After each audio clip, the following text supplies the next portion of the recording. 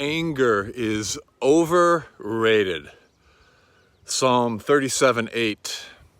Refrain from anger and forsake wrath. Fret not yourself. It tends only to evil. I know for me, I can often struggle with anger. And usually it manifests for me through irritability and frustration, and when I feel like I can't be in control and I want to be in control, or when I feel like I'm not being heard or listened to, that's when I seem to get angry, or anger can come out for me. And in this world we live in now, but I'm learning that it's about the meaning I give to things. Anger isn't about externals at all, it's about internals. Happiness is an inside job, anger is also an inside job. And we live in a world right now that's just so angry. And maybe there's such a thing as righteous wrath or righteous anger. I don't know.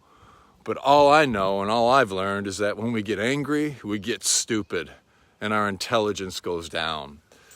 So it's about the meaning I give to things, and I give meaning to everything, and that decides sometimes whether I'm angry or not. So anger is overrated, and here's a short parable to that end. There's a monk, and he decides to meditate alone. He goes away from the monastery. He takes his boat out to the middle of the lake, and he moors it there, and he closes his eyes, and he begins his meditation. After a few hours of undisturbed silence, he suddenly feels the bump of another boat colliding with his own. With his eyes still closed, he senses his anger rising. And by the time he opens his eyes, he's ready to scream at the other boatman who dared to disturb his meditation. But when he opens his eyes, he sees an empty boat that had probably gotten loose or untethered and floated to the middle of the lake. At that moment, the monk has an insight. He understands that anger was within him, not outside of him. And this makes him wonder, how often do his thoughts tell himself a flawed story that isn't true?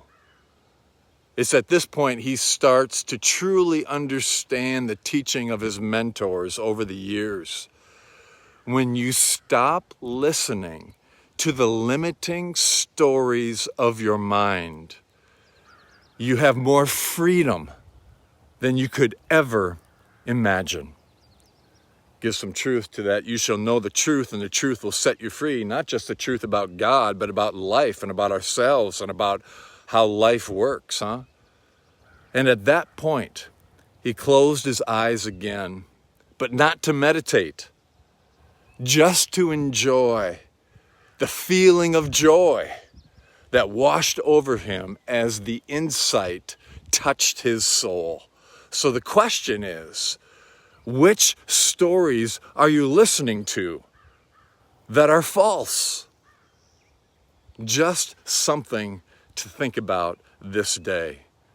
Psalm 37:8, refrain from anger and forsake wrath. Fret not yourself.